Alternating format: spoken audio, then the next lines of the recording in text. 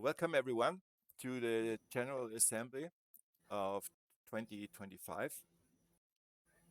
This is our yearly General Assembly, which we as Skyview 60 are obliged because we are an association registered in Austria. So we do this every year. What you're now going to see is a presentation about the year 2025. And I'll just go into the presentation. Uh, okay. So first of all, we have to list our members. I don't run through everyone. I just give you the idea of what kind of members there are. Then we also have people who help out, like stationers, beta testers. Um, we now have a project, R360. I would go into this detail a little bit later. And of course, we have patrons and donors. Thank you very much to every one of you. Without your help, we couldn't run this endeavor. So important to note is that our final goal of the 150,000 stations worldwide network is still the same since the existence of Skyview 60, and we are still focusing on this goal. We're working on this on software as well as on hardware side. So this is just a model of our station, the idea of a station. So what happened in 2025? We have about 2,800, now around about 64 or so Discord members, 7 moderators. We also have a science advisory board, and there are 7 scientists engaged. We have 25 stationers. We call them beta testers as well. Up to now, we are over 50 developers, but registered developers are still 38, not meaning that 38 people are working at the same time on the same project. So the group of developers who are now working on the core is a little bit smaller. Therefore, we have the Earth 360 project. We have 85 citizen scientists who are engaged in this project, and details come later. We have 26 Patreon patrons so far. There's also an initiative we call the STEM initiative, and there we have 4 ambassadors. We run 30 community channels on Discord, 28 research and development channels, which are restricted to developers. And of course, 4 voice channels, which is the current one. So development channels. Basically, we engage still on Discord, so it's our main developer and community exchange. We use Signal as a backup channel. And of course, we put everything in a repository because Cal6 is open source endeavor. So everything is archived at the GitHub repository, Aloha at the current project name. We also run a backup on Codeberg. We have 8 hardware repos on Autodesk 360 and documentation repos on Google Drive. Of course, we meet bi-weekly, every Sunday, 5 p.m. UTC, in the general voice channel, to discuss the ongoing development issues and of topics. So as I said before, up to now, 50 developers of any kind of nationality were engaged so far. 8 teams of research and development were formed. At the moment, we have 1 focus group, which focuses on the core we call Aloha. Just to give you an idea of the timeline, it was started in, Skyview 60 was started in February 2022.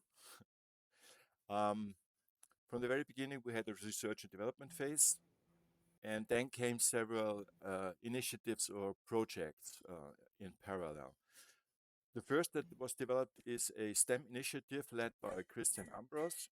It's about 4 teachers in various schools, also attending fairs like maker fairs.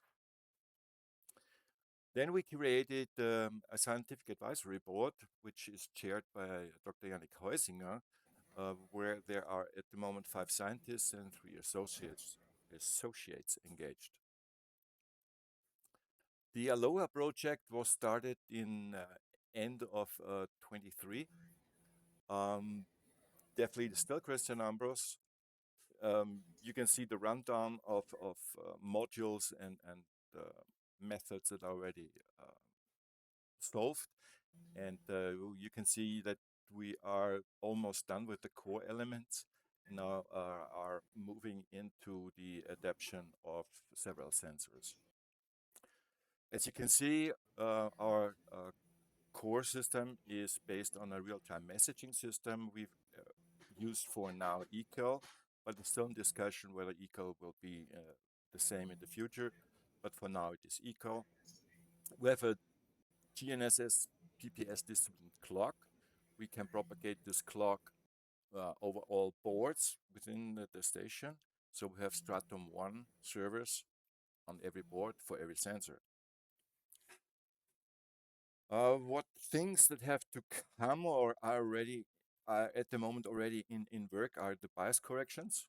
The detection and tracking elements have to be integrated into the real-time messaging system, and the real-time data recording has to be attached as well. And the next step, which is also initiated already by I think two community members, is the integration of SWO cameras. The schematic of the hardware is almost the same as the last years. It's a little bit evolved.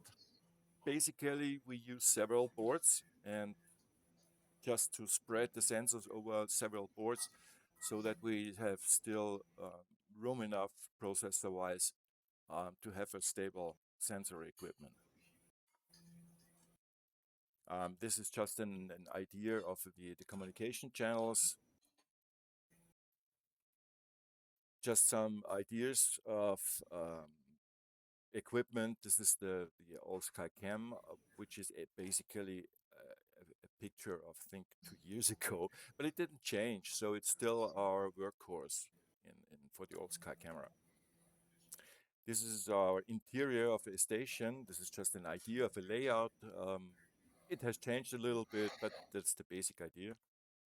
And of course, we are working on the pan tilt focus zoomed scope, where we develop everything from scratch, hardware-wise, software-wise, but it's still in the works.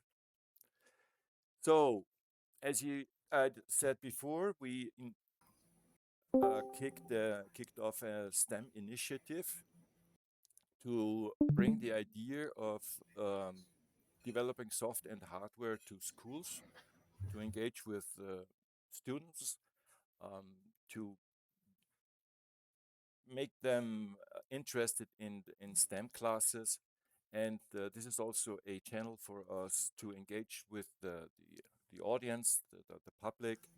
And our hope is that some of these students are then also coming and helping out on our side. Some important topics for the STEM initiative per se is what the students experience as a collaborative work on a project, which is not very often done in schools.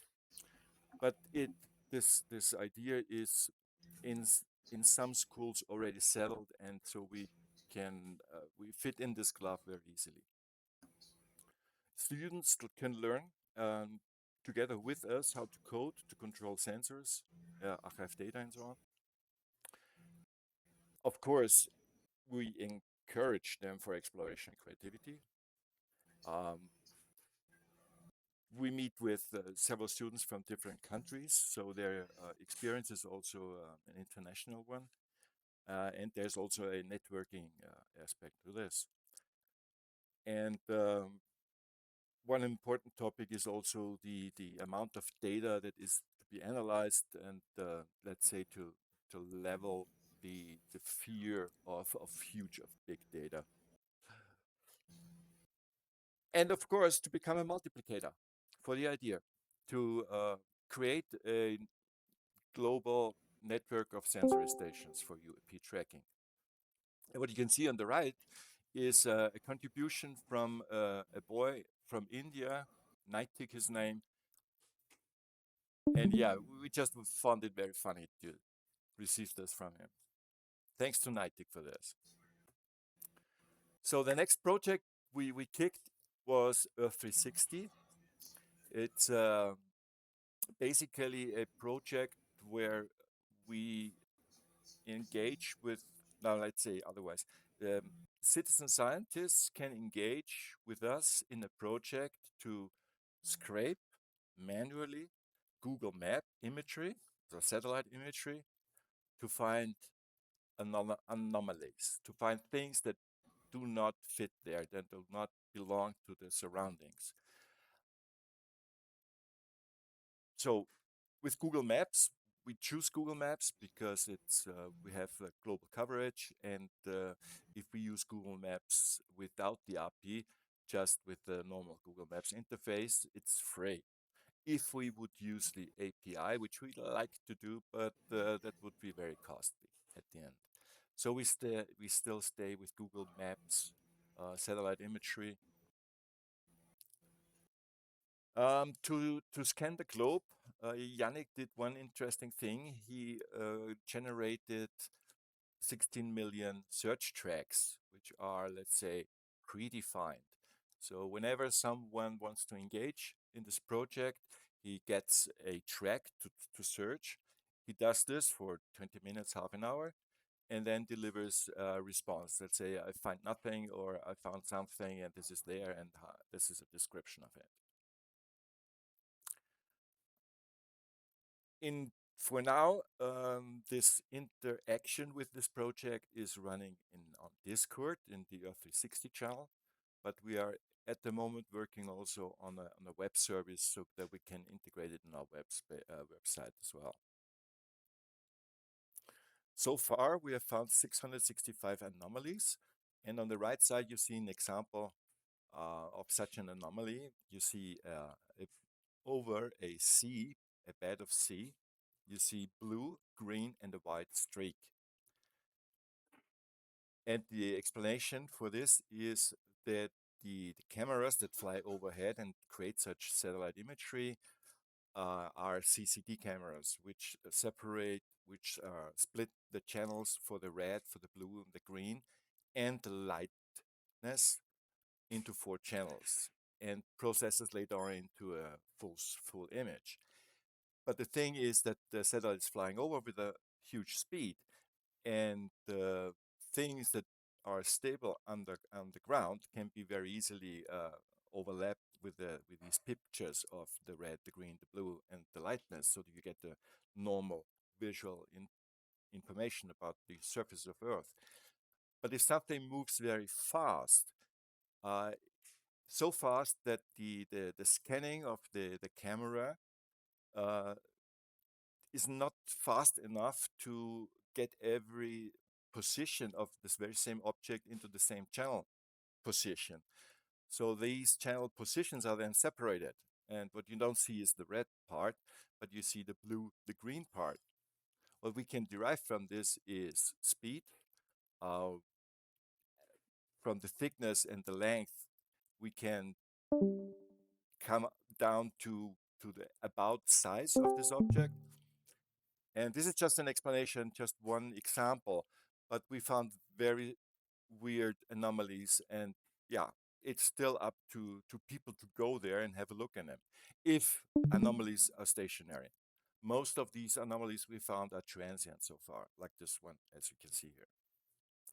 And of course, we do a report on this. And in this presentation, which we also put online, you will get the link here to the latest report. And now we come to the final statement for 2025, and I give over to Oliver.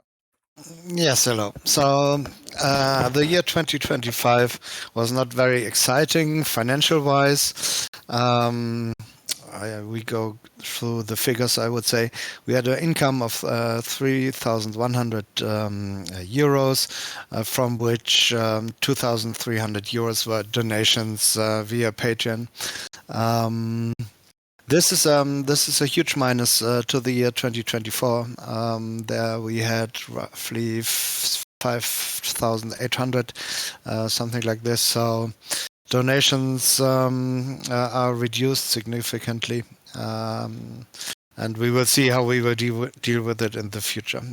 We had no turnovers in merchandising, so as we talked, we maybe start a new initiative. We will see. We never earned a lot of money with this, but I think to have it ongoing is not a bad idea. We sold two enclosures for 840 euros. Interesting is that the costs that we have around the enclosures were roughly 900 euros. This comes back to logistics and also the sales platform where we had to buy to pay monthly fees. So we have had more costs for selling the two enclosures without the production costs of the enclosures than we created turnover. Which is not a catastrophe, but it is how it is.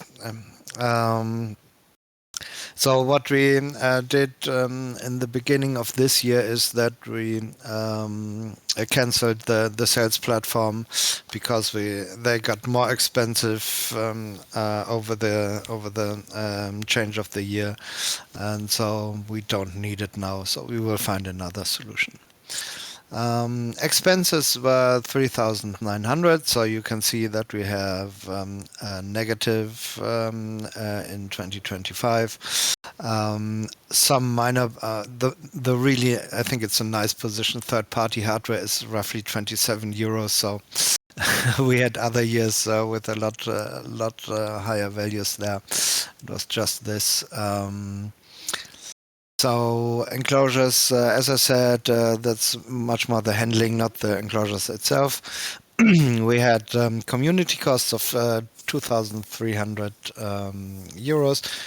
This always seems a bit high, but what I included here is roughly 1,600 euros for visiting maker fairs and also costs for attending some UAP online meetings, so stuff like that.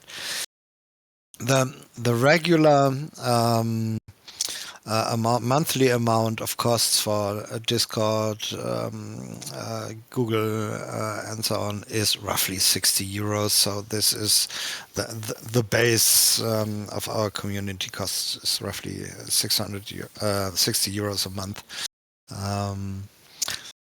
So next position, financial expenses. This is for our mainly for our bank account. 124 euros for credit cards and keeping the account maintained by the bank. And last but not least, administration costs with this our tax advisor for the annual tax reports with the authorities. So this leads to to accounts, PayPal 690 euros, Sparkasse, which is a daughter of Erste Bank in Austria, roughly 380, and we still have some fractions of a coin, which is roughly worth 100 euros, just in case that we get donations in crypto so that we can exchange them. So this is what we keep for that. Our cash flow in 2025 was minus 764 euros. So please give me the next slide, Richard. Yeah, here we have, as of yesterday, our bank accounts: 582 PayPal, 1,000 Erste Bank. It was really less on the slide before, but we took one loan, interest-free, of 1,000 euros, so that we can equip someone with a QHY for developing reasons. MetaMask Kraken will be, I guess, will be not changing. We see here monthly income is now, I guess, around 100 euros in the average over the year monthly, and the expenses will be at roughly 60 euros. So you see, at the end of the year, we will have, if it's going good, 4 to 500 um, euros of free cash flow in addition to what we have now. We will see. So times are changing. That's it from my side. This is our financial status. Thank you. Okay, thank you, Oliver. So now I ask our two controllers, Christian and Clemens, to discharge the executive board based on your approval of the financial statement from Oliver. Christian, if you start, please.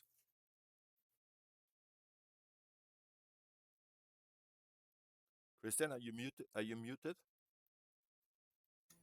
Sorry. The report was done pretty well. Everything turned out to be correct. And from my side, I discharge the executive board for the good work. Thank you very And much. hand over to Clemens. Thank you. Thank you very much, and hello, everybody. I just can confirm the correctness of the financial statement. Thank you, Oliver, for um, keeping it clear and transparent. Thank you so much. And from my side, can also discharge the board of its duties. Thank you, Clemens. Thank you, Christian. I proceed. The next point, and it's actually also the last point, is a quick outlook. What is Calvi 60 in the future, and what are we working on? So, software development wise, we still have some, let's say, higher level developments to do, which is event management, archive management. We also work on the fusion. Um, which is that all messages are subscribed to a central node, which is then going to get a picture what's going on at the moment and how to initiate adjustments to several sensors or to send secondary sensors like the PTF to an event. PTF control and guidance is in the work at the moment.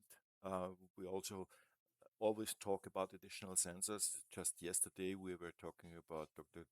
Gabriel Guerrer from Brazil about his idea of using a random generator alongside our stations and our findings.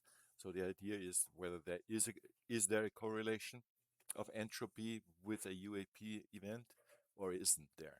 It is still in debate, and yeah, that's an idea of a sensor that can easily be plugged on, and we can find out whether there is a relation or not.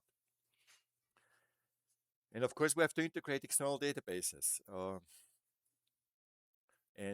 Yeah, of course, the notification and warning system or going to an app is also an idea which we have to proceed in the near future.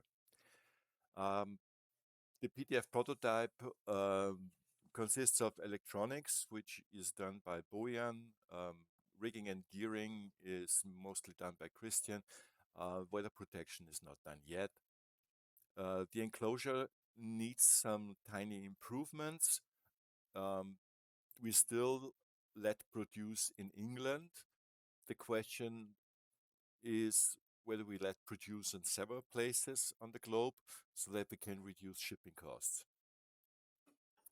But as you can see in the global situation of production and shipping, it's a mess at the moment. No matter with whom you talk, they all have so many problems at the moment that talking about projects in the future is at the moment not given. And of course, we always produce 3D printing STLs. Just a couple of days ago, Oliver printed new tubes, vent duct tubes. And I think we have some updates on several other parts, but Oliver, we're going to discuss this later on. And sensors that have to go in is, for example, passive radar, which is now tackled by Joe from Sydney. He's taking the work of Bob McGuire, also known as Science Bob, who is one of the geniuses behind passive radar. And we hope very much that this system and his system can be integrated with our station so that we get real passive radar, 5 channels, and all kind of emitters that can be used. As we did in the past in the research and development phase, we had sensors in the RF, in the audio, motion sensors, seismic sensors, cosmic rays sensors, let's say, radiation sensors. And now what we did not up to today, experimental wise, is spectral. So this is a topic we can do in the future. We did this sensor work in the past on research and development channels. You can read all this. The point is, as soon as the core system is up and running, we can add so sensor by sensor and integrate the work of developers who did this in the past. Yeah, so that's basically it.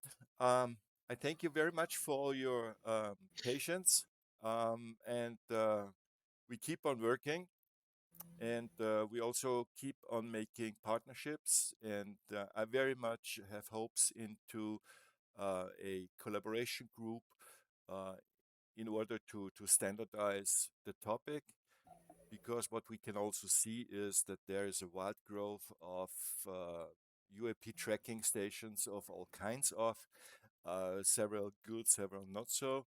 And we see this topic as something where we have to engage with with the community, with people who also develop stuff like this. So in order to level, let's say, ideas and yeah, to bring people on track. So what they do is sufficient for real UAP tracking. Yeah, okay. With these words, I thank you all for coming. Yeah, let's see you in the next meeting on Discord. Bye, guys.